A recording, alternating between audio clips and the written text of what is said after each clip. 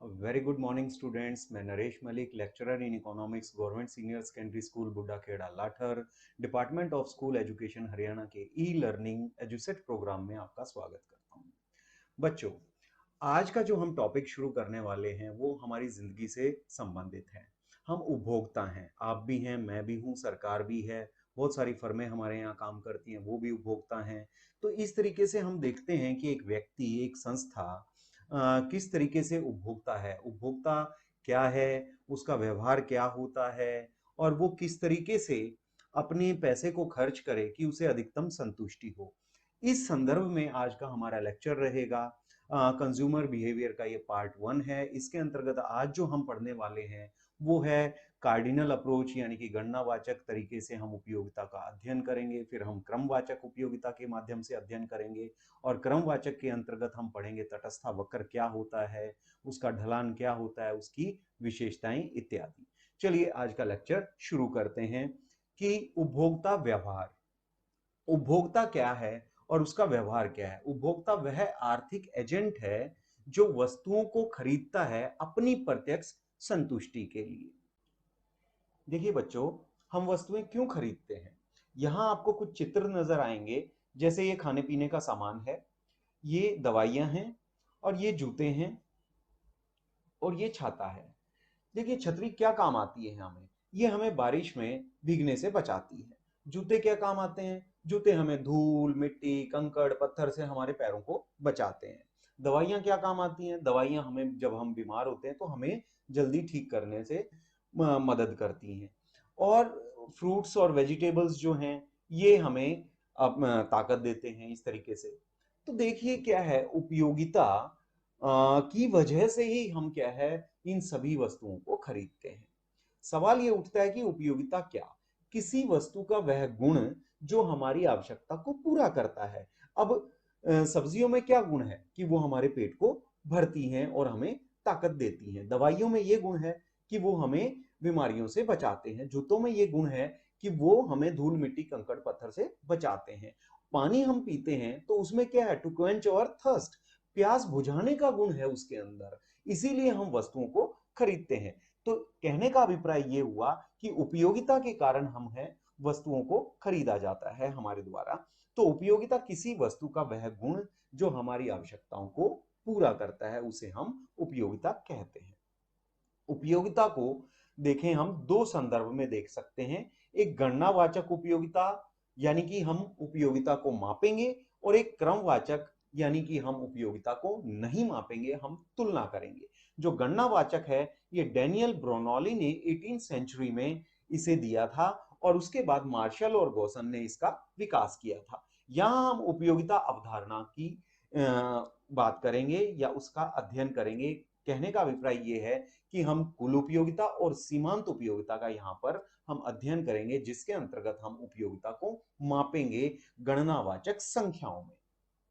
अगला क्रमवाचक में जो है एजवर्थ ने इसे दिया था, पेरिटो हिक्स और स्लट्सकी ने इसका विकास किया है।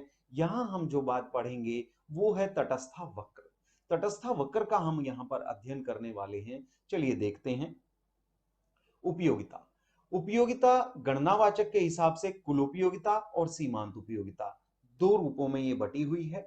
अब कुल उपयोगिता क्या है, वस्तु की दी गई सभी इकाइयों का उपभोग करने से मिलने वाली उपयोगिता का जोड़ है। सपोज करें आप 4 सेब खाते हैं तो चारों सेबों से मिलने वाली उपयोगिता का जोड़ जो है वो क्या कहलाएगा, कुल उपयोगिता। जैसे एग्जाम्पल में है, यदि 3 सेब हमने खाई और तीनों सेबों से मिलने वाली उपयोगिता का जोड़, यानी कि पहली सेब से प्लस दूसरी सेब से प्लस तीसरी सेब से जितनी भी उपयोगिता मिली उसका जोड़ क्या कहलाएगा, कुल उपयोगिता कहलाएगा। सीमांत उपयोगिता क्या है, एक इकाई और अधिक हम उपभोग कर रहे हैं किसी भी वस्तु की। सपोज करें हम सेब की एक इकाई और अधिक लेते हैं तो एक अतिरिक्त इकाई और लेने से कुल उपयोगिता में जो परिवर्तन या बदलाव आएगा उसे हम कहेंगे सीमांत उपयोगिता। जैसे एमयू तीसरी सेब से कितनी हमें उपयोगिता मिली है, उसमें से हमें दूसरी सेब से कितनी मिली थी वो लेस कर दें तो हमें तीसरी और इकाई लेने से जो बदलाव आया वो हमारा जो कहलाएगा वो सीमांत उपयोगिता तीसरी इकाई की कहलाएगी। इसके बाद है कुल उपयोगिता और सीमांत उपयोगिता में अंतर और उनमें संबंध। देखिए, कुल उपयोगिता क्या है? वस्तु की सभी इकाइयां हमने उपभोग की, उसके मिलने वाली उपयोगिता का जोड़। जबकि सीमांत जो है वो अलग अलग परिवर्तन को दर्शाता है। तो यहां पर सीमांत उपयोगिता है जो वो TUN-TUN-1 है, यानी कि आखिरी में एक जो इकाई हमने ली और उससे पहले जो हमने इकाई उपभोग की उसका जो बदलाव है वो है आपका सीमांत उपयोगिता। जैसे हम एक सेब लें तो यहां पर हमें टोटल यूटिल्स हमें जो मिलते हैं वो 8। यहां एक बात ध्यान रखने वाली है कि उपयोगिता को हम यूटिल्स में मापेंगे। जैसे दूध लीटर में होता है, कपड़ा मीटर में होता है, तो उपयोगिता हम यूटिल्स में मापते हैं। सो पहली इकाई से 8 यूटिल्स मिले, लेकिन पहली इकाई से पहले कोई इकाई हमने उपभोग नहीं की है, तो कोई इकाई नहीं थी तो 0 उपयोगिता हो गई। तो 8 में से 0 लेस किया तो 8 हमारा जो है सीमांत उपयोगिता हो गया। दूसरी इकाई हमने ली, दोनों इकाइयों से मिलने वाली उपयोगिता क्या हो गई? 14 हो गई। और दूसरी से पहले वाली पे कितनी थी? यानी कि 14 से पहले क्या था? 8 था। तो ये जो बदलाव है, 14 में से 8 हम लेस करेंगे तो ये हमारा जो है 6, ये सीमांत उपयोगिता कहलाएगा। 3 इकाइयां हमने उपभोग की, तीनों से मिलने वाला कुल उपयोगिता जो है वो 18 है। सो 18 में से 14 लेस करेंगे तो हमारे पास जो है 4 जो है वो सीमांत उपयोगिता नजर आएगा। इस प्रकार आप देखें, जैसे जैसे हम कुल एप्पल्स की इकाइयां बढ़ाते जा रहे हैं, सीमांत इकाई जो उपयोगिता है वो धीरे धीरे धीरे धीरे कम होती जा रही है। एक स्थिति में वो शून्य है, उसके बाद वो नेगेटिव में है। ये ऐसा क्यों होता है? देखिए, एक एक इकाई जैसे जैसे हम उपभोग बढ़ाएंगे तो हम संतुष्टि हमारी पूर्ण होने लगती है।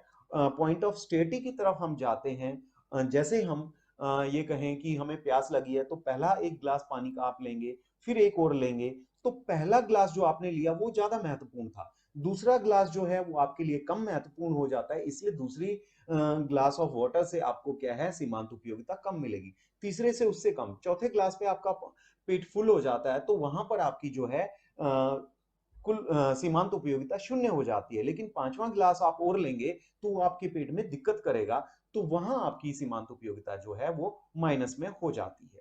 तो यहां आपने कुल और सीमांत का अध्ययन किया।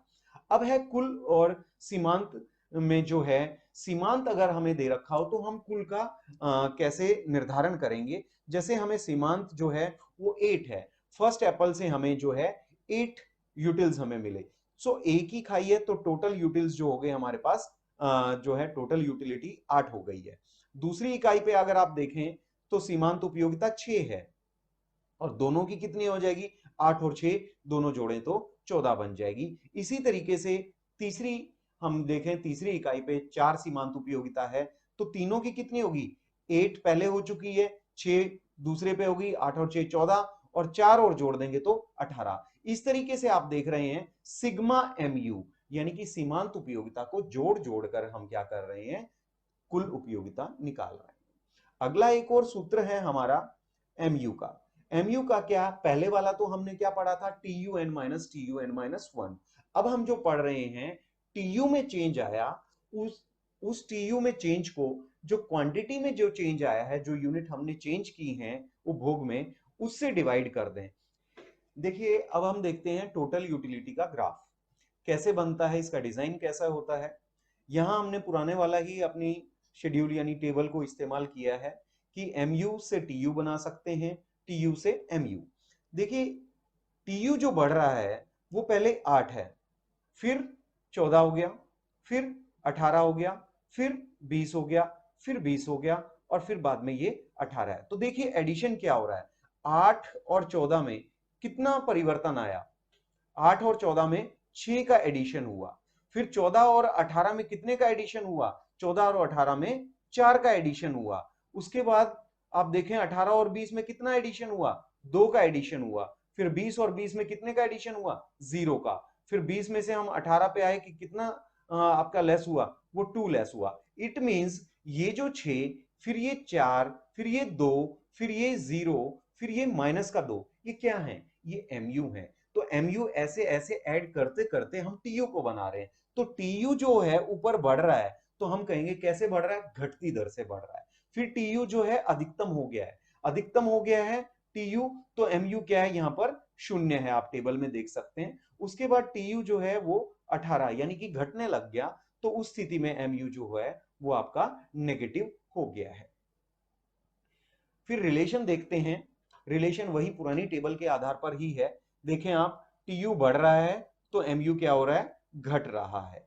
फिर एमयू क्या है, 0 है, तो इस स्थिति में आप देखेंगे कि टीयू जो है वो अधिकतम है, यहां पर टीयू क्या है, मैक्सिमम है। उसके बाद टीयू गिर रहा है या घट रहा है, तो उस स्थिति में एमयू जो है वो नेगेटिव हो जाता है। तो तीन रिलेशंस यहाँ पे बनते हैं। ये आपका जो है एग्जाम पॉइंट ऑफ व्यू से यहाँ पे आपके तीन क्वेश्चंस बनते हैं। एक तो टीयू क्या है, एमयू क्या है, ये क्वेश्चन हो गया। टीयू से एमयू कैसे बनता है, एमयू से टीयू, यानी इनके फॉर्मूलेस क्या होते हैं। और अगला बनता है हमारा रिलेशन। फिर लॉ ऑफ डीएमयू, घटती सीमांत उपयोगिता का नियम। ये नियम क्या कहता है कि जैसे जैसे उपभोक्ता मानक इकाइयों का लगातार उपभोग करता है, मानक इकाइयां क्या हैं, स्टैंडर्ड यूनिट्स हम बोलते हैं। जैसे आप चपाती लेते हैं तो एक चपाती जो आप लें पहली, दूसरी भी वैसी ही होनी चाहिए, तीसरी भी वैसी ही होनी चाहिए, चौथी भी वैसी ही होनी चाहिए।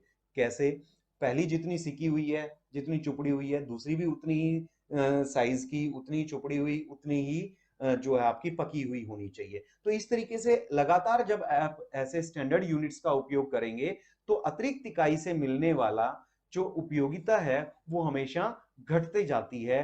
तो यानी कि सीमांत उपयोगिता जो है वो हमेशा घटती जाएगी। और उसका रीजन ये है कि कोई भी आपकी आवश्यकता है वो हमेशा पूरी जरूर होती है। जैसे प्यास लगी है तो आप कितने ग्लास पानी के लेंगे, कभी तो वो प्यास जो है वो शांत होगी। तो इसी तरीके से जो है जैसे जैसे एक एक ग्लास ऑफ वाटर आप यूज करेंगे, तो सीमांत उपयोगिता क्या है, धीरे धीरे धीरे धीरे घटती जाएगी। ये एक यूनिवर्सल है, इसीलिए हम इसके आगे लो शब्द यानी कि नियम शब्द का इस्तेमाल करते हैं, क्योंकि ये हर जगह पे लागू होता है। इसके बाद है ऑर्डिनल व्यू, क्रमवाचक दृष्टिकोण। यानी कि उपयोगिता को हम यहां पर अब मापेंगे नहीं, यहां आप क्या करेंगे, क्रम के रूप में हम उसे दर्शाएंगे। उपयोगिता को मापा नहीं जाएगा, केवल तुलना की जाएगी उसकी। क्योंकि यहां पर जो ब्रिटिश इकोनॉमिस्ट हैं, एजवर्थ, इन्होंने ये ऑर्डिनल व्यू 1881 में दिया था। उसके बाद इसका विकास जो है हिक्स और एलन ने किया है। इन लोगों का ये मानना है कि ये जो है मन के आधार पर जो है उपयोगिता तय होती है, कि मुझे सेब पसंद है तो वो कितनी पसंद है, ये हमारा मस्तिष्क, हमारा साइको यानी कि हमारा मनोविज्ञान हमें बताता है। तो इसीलिए हम यहाँ इनकी तुलना करेंगे, ना कि हम पुराने वालों की तरह गणनावाचक की तरह उसे मापेंगे। सिर्फ हम यहाँ तुलना करेंगे, यानी कि उपयोगिता की तुलना की जाएगी। और तुलना में हम क्या करेंगे, रोमन नंबर्स के आधार पर हम बताएंगे कि फर्स्ट ये हमें पसंद है, सेकंड ये हमें पसंद है, थर्ड ये हम पसंद है। तो इस तरीके से आप जो है तुलना करेंगे। और इस चीज को समझने के लिए हम एक वक्र का इस्तेमाल करेंगे, जिसे हम कहते हैं इंडिफरेंस वक्र, यानी कि उदासीनता वक्र। अगला नाम इसका है तटस्था वक्र, या अंधिमान वक्र, या सम उपयोगिता वक्र। ये वक्र क्या है, देखिए, उदासीनता वक्र का जो प्रयोग है वो हम इस बात के लिए इस्तेमाल करेंगे कि हमें कितनी इकाइयां वस्तु की उपभोग करनी चाहिए। ऐसा तो नहीं हो सकता कि हम अनगिनत इकाइयां वस्तु की, कोई भी वस्तु है उसकी उपभोग करें। तो एक लिमिट फिक्स करने के लिए एक तो हम तय करेंगे कि उदासीनता वक्र के माध्यम से कि हमें संतुष्टि कितनी मिलती है, और उस संतुष्टि को हम लेने के लिए वस्तु के ऊपर पैसे खर्च करेंगे, जिसे हम कहते हैं बजट रेखा। तो फिलहाल हम आज के लेक्चर में हम उदासीनता वक्र का हम अध्ययन करेंगे, या तटस्था वक्र है क्या। ये अध्ययन करने के लिए कुछ मान्यताएं हैं। पहली मान्यता क्या है, उपभोक्ता जो है वो विवेकशील है। विवेकशील का अभिप्राय क्या है, वो अपनी बुद्धि का इस्तेमाल कर रहा है। इसका मतलब सोच समझकर उपभोक्ता जो है वस्तु को खरीदेगा, और उसके ऊपर सोच समझ के ही पैसे खर्चेगा। नेक्स्ट, उपयोगिता को मापा नहीं जा सकता, उसकी तुलना की जा सकती है। पूर्ण संतुष्टि नहीं है, एक उपभोक्ता कम मात्रा के स्थान पर अधिक मात्रा को ज्यादा पसंद करता है एक उपभोक्ता। नेक्स्ट है पसंदगी का क्रम, उपभोक्ता बताएगा कि ए संयोग ज्यादा बेहतर है बी से, या बी संयोग ए से ज्यादा बेहतर है। ये अपने वो मन में तय कर लेता है। सामंजस्य है, कंसिस्टेंट रहेगा। उसने एक बार जो कह दिया कि मैं ए को ए संयोग को बेहतर मानता हूं बी से, तो दूसरी बार वो बी को ए से बेहतर नहीं मानेगा, वो अपनी बात पे अड़ा रहेगा। घटती हुई सीमांत प्रतिस्थापन दर के आधार पर ही तटस्था वक्र निर्भर करेगा, इसको हम आगे पढ़ने वाले हैं। देखिए तटस्था वक्र क्या है? एक ऐसा वक्र जो दो वस्तुओं के y वस्तु और x वस्तु, यहां हमने x पे एप्पल लिए हैं और y पे ऑरेंजेस लिए हैं, तो दो वस्तुओं के विभिन्न संयोग, a संयोग, b संयोग, c संयोग और d संयोग, ये अलग अलग संयोग हैं। ये उपभोक्ता को समान उपयोगिता देंगे, यानी a is equal to B is equal to C is equal to D. इन सब की क्या है? समान संतुष्टि हमें मिल रही है इन सब से। अब सवाल ये उठता है कि ये संतुष्टि समान क्यों है? क्योंकि आप यहां देखें कि एक एक करके हमने एप्पल की यूनिट्स को बढ़ाया है। एक तो यहां हमने त्याग किया है 4 यूनिट्स ऑफ ऑरेंजेस का। फिर एक एप्पल 2 से हम 3 पे गए, वहां हमने त्याग किया है 3 यूनिट्स का। फिर हम 3 से 4 पर गए, वहां हमने त्याग किया है 2 यूनिट्स का। तो आप क्या कर रहे हैं, यहां आप देखेंगे कि 4 3 2 इस तरीके से हम एक एक इकाई x यूनिट की बढ़ा रहे हैं, तो y इकाई का हम क्या कर रहे हैं? त्याग कर रहे हैं। तो जब हम त्याग करेंगे तो यूटिलिटी लॉस हो जाएगा, उपयोगिता का क्या होगा? नुकसान होगा। और वो एक एक यूनिट जब हमें एप्पल की मिल रही है, यहां हम यूटिलिटी क्या कर रहे हैं? गेन कर रहे हैं, यूटिलिटी गेन। तो gain is equal to loss हो गया। तो जितनी उपयोगिता का हमने नुकसान किया, उतनी ही उपयोगिता हमें प्राप्त हो गई। इसीलिए प्रत्येक संयोग के ऊपर जो है हमें समान संतुष्टि प्राप्त होती है। देखिए प्रतिस्थापन की सीमांत दर के आधार पर इस वक्र का निर्माण हुआ है। और वो प्रतिस्थापन की सीमांत दर है क्या? x वस्तु की एक अतिरिक्त इकाई का उपभोग करने के लिए y वस्तु की जितनी इकाइयों का त्याग होता है। ये अभी हमने थोड़ी देर पहले पढ़ा था कि पहले हमने 4 इकाइयों का त्याग किया, फिर हमने 3 इकाइयों का त्याग किया, फिर हमने 2 इकाइयों का त्याग किया। तो ये जो त्याग है वो घटती दर पर हो रहा है। अब ऐसा क्यों हो रहा है कि एक को तो x को तो हम एक एक यूनिट बढ़ा रहे हैं, और y की इकाइयों का हम जो त्याग है पहले ज्यादा कर रहे हैं, फिर उससे कम कर रहे हैं, फिर उससे कम कर रहे हैं। वो इसीलिए है कि जैसे जैसे एप्पल की इकाई हमारे पास आएंगी, ये तो हम एक इमेजिनरी एग्जांपल ले रहे हैं एप्पल, आप कोई और एग्जांपल भी ले सकते हैं किसी वस्तु का। तो आप एप्पल की एक एक इकाई ले रहे हैं, तो जब एप्पल की इकाइयां हमारे पास ज्यादा आ जाएंगी, तो उसके लिए हमारे लिए महत्व हमारी नजरों में क्या होगा? कम होगा। तो y की जैसे जैसे कम होती जाएंगी, उसकी उपयोगिता हमारे लिए बढ़ती जाएगी। तो x की यानी एप्पल की एक यूनिट और लेंगे, तो वो हमारे पास ज्यादा होंगी, तो उनकी लिए जो हमारी यूटिलिटी है वो कम होने लग जाएगी। तो इसीलिए हम y यूनिट्स का जो त्याग है वो कम दर पर करेंगे। जैसे यहां पर हमने संयोग लिए हैं, ये एक टेबल है, 1 और 10 का है, x की एक यूनिट है, y की 10 यूनिट्स हैं, ये एक संयोग हो गया हमारा। फिर आप देखें 2 और 6 का, ये एक संयोग हो गया। तो ये एक a संयोग, b संयोग, c संयोग और ये d संयोग। ये पिछले डायग्राम में भी आपने देखा था और इसमें भी हमने सेम टेबल का इस्तेमाल किया है। यहां आप देख सकते हो marginal rate of substitution x for y, यानी कि x की एक इकाई और लेने के लिए y की कितनी इकाइयों का हमने त्याग किया, और वो त्याग होता है delta y by delta x, यानी कि y वस्तु में कितना हमने चेंज किया, कितनी हमने कमी की, और x की एक यूनिट बढ़ाने के लिए। तो यहां आप देखें 4 हमने त्याग किया और एक यूनिट हमने x की ली, तो यहां हमारा जो सीमांत प्रतिस्थापन की दर है वो 4 है। फिर 3 और 1 देखें तो यहां 3 है, फिर ये 2 हो जाती है। ये घटती सीमांत प्रतिस्थापन दर है। इस स्थिति की वजह से, इस बात की वजह से ये जो है तटस्था वक्र जो है, इंडिफरेंस कर्व जो है, वो है कॉन्वेक्स शेप। कौन सा शेप है? कॉन्वेक्स शेप है। इसे हम कहते हैं उन्तोदर, यानी कि ये जो वक्र है, ये मूल बिंदु, ये जो हमारा मूल बिंदु है, इसकी ओर झुका हुआ है। और इसके झुके होने का कारण क्या है? घटती सीमांत प्रतिस्थापन दर। ये पहले 4, फिर 3, फिर 2, इस तरीके से क्या है, ये घट रहा है। इस वजह से ये क्या है, ऊंतोदर है। देखिए ये ढलान जो है, यहां ढलान दर्शाने के लिए हमने ये एक तटस्था वक्र लिया है, ये एल से लेकर एम तक एक टेंजेंट ड्रॉ की है। तो इस टेंजेंट का ये जो कोण है, ये दर्शाता है कि इस पे ढलान कितना है। यहां हम एक बॉल रखें और वो बॉल ऐसे गिरती गिरती गिरती गिरती यहां गिरेगी, ठीक है। और ऐसे ही एक हम L1 और M1, ये एक टेंजेंट लेते हैं इस पॉइंट पे, बी पॉइंट पे, पहले वाला ए पॉइंट पे था। तो देखें इसका कोण कितना बन रहा है। तो यहां हम जो बॉल डालेंगे वो धीरे धीरे गिरेगी। तो इसका मतलब जो है, स्टीपर जितना होगा कर्व, यानी कि खड़े रूप में जितना होगा, उसका ढलान उतना ही क्या होगा, ज्यादा होगा। और जैसे जैसे कर्व ऐसे फ्लैटर होता जाएगा, यानी कि गिरता जाएगा, ये ढलान जो है धीरे धीरे कम होता जाएगा।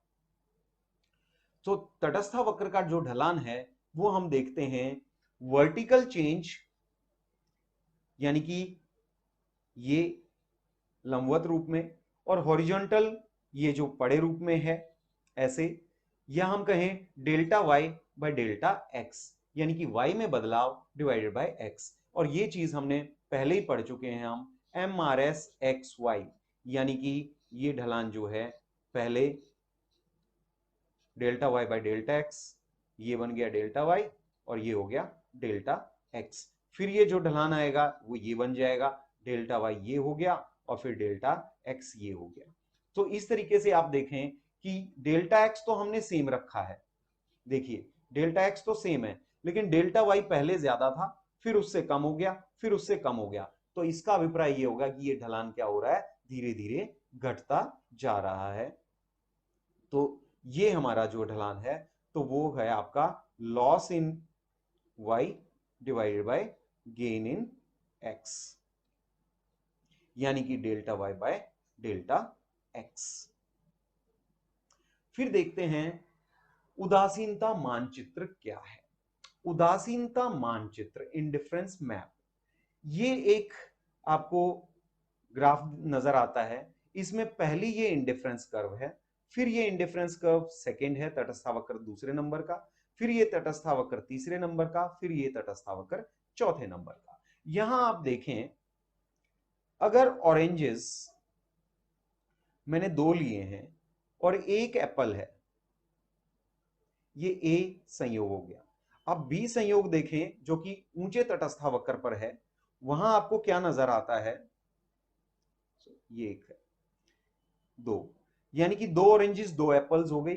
और फिर आप सी कॉम्बिनेशन देखें जो कि IC3 पर है, तो वहां पर मान लो कि ये 4 एप्पल्स हो जाते हैं, फिर ये मान लो कि 6 एप्पल्स हो जाते हैं डी कॉम्बिनेशन पे। तो आप देखेंगे जैसे जैसे हम ऊंचे तटस्थावक्र पर जा रहे हैं, हम ऑरेंजेस को तो उतना ही रखे हुए हैं, लेकिन एप्पल्स की इकाइयां हम बढ़ा रहे हैं। तो जब एप्पल्स की इकाइयां बढ़ेंगी और ऑरेंजेस की कम नहीं हुई, तो हमारा संतुष्टि का स्तर क्या होगा, बढ़ जाएगा, क्योंकि हमने कुछ त्याग नहीं किया बल्कि मिल और गया है। तो इसे हम कहेंगे एक दिष्ट अधिमान, मोनोटोनिक प्रेफरेंस। इसको आप ऐसे समझ सकते हैं, सपोज करो दिवाली के टाइम पे आपके एक मामा जी आते हैं, और वो आपको गिन के, आपके फैमिली मेंबर्स को गिन के, यानी कि आप 5 फैमिली मेंबर्स हैं, तो गिनती के आपको 5 लड्डू और 5 मान लो कि बर्फी लेके आते हैं, ठीक है। उससे नेक्स्ट डे फिर आपके एक दूसरे वाले मामा जी आते हैं और वो एक डब्बा लड्डू और एक डब्बा बर्फी का लेके आते हैं। तो आपकी नजरों में कौन से वाले मामा जी ज्यादा बेहतर हैं आपके लिए, समझो समझो। तो इसका अभिप्राय आप समझ ही गए होंगे कि ज्यादा चीज हमें ज्यादा पसंद होती है, तो उसी को हम कहते हैं मोनोटोनिक प्रेफरेंस। क्या कहते हैं, एक दिष्ट अधिमान या मोनोटोनिक प्रेफरेंस।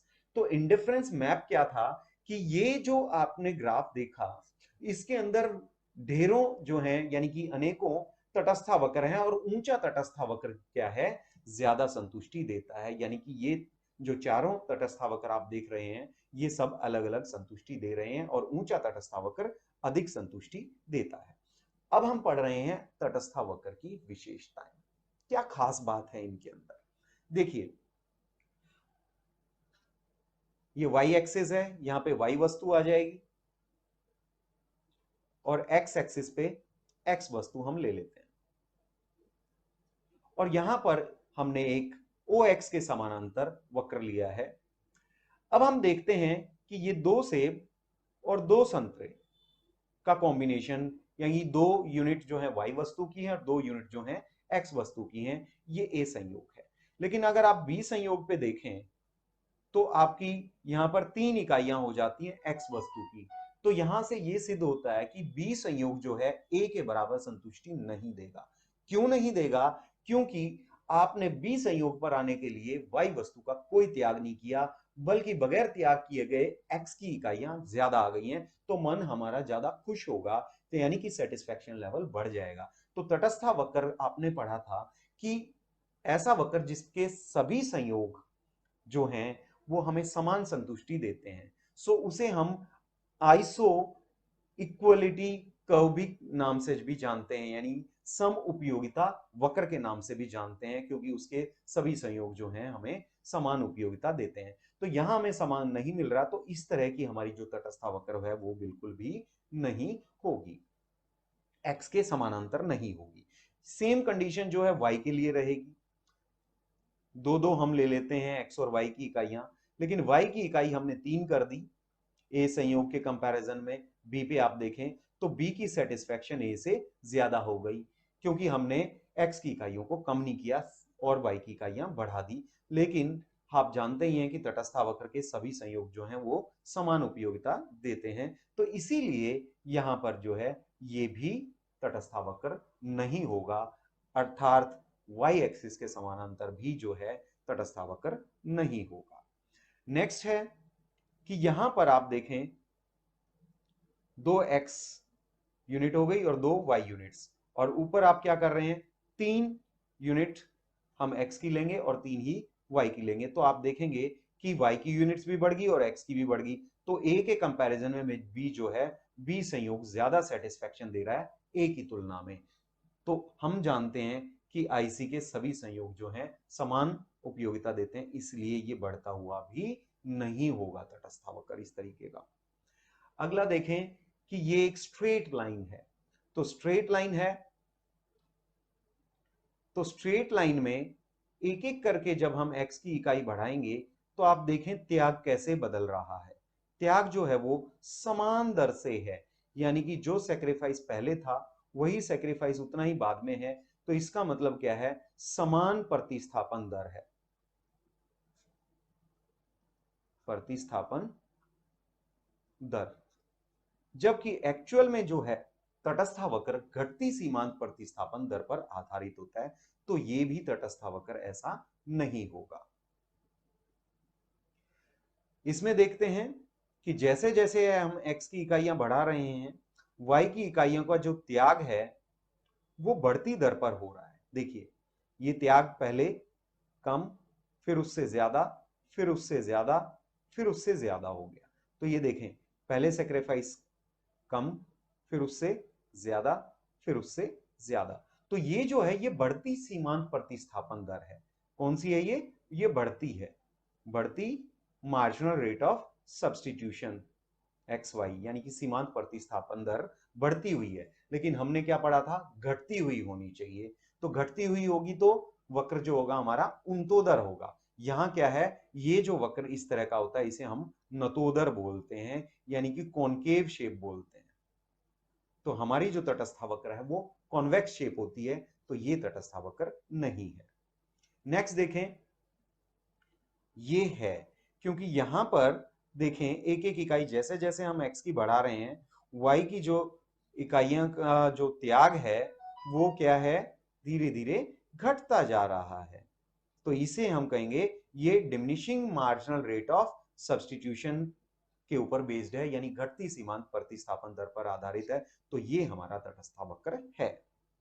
फिर देखें तो ये x को टच कर रहा है, देखें ये वक्र x को टच कर रहा है, लेकिन हमने तटस्था वक्र में दो वस्तुओं के संयोग ले लिए हैं। यहां पर x अगर हम लेंगे तो अगर x को टच करेंगे तो सिर्फ हम xx की मात्रा ले रहे हैं वस्तु की, y की मात्रा हम ले ही नहीं रहे। तो ये जो है इस तरीके से भी तटस्था वक्र नहीं होगा, क्योंकि वो दो कॉम्बिनेशंस ही दिखाएगा, दोनों वस्तुओं की इकाइयों को दर्शाएगा।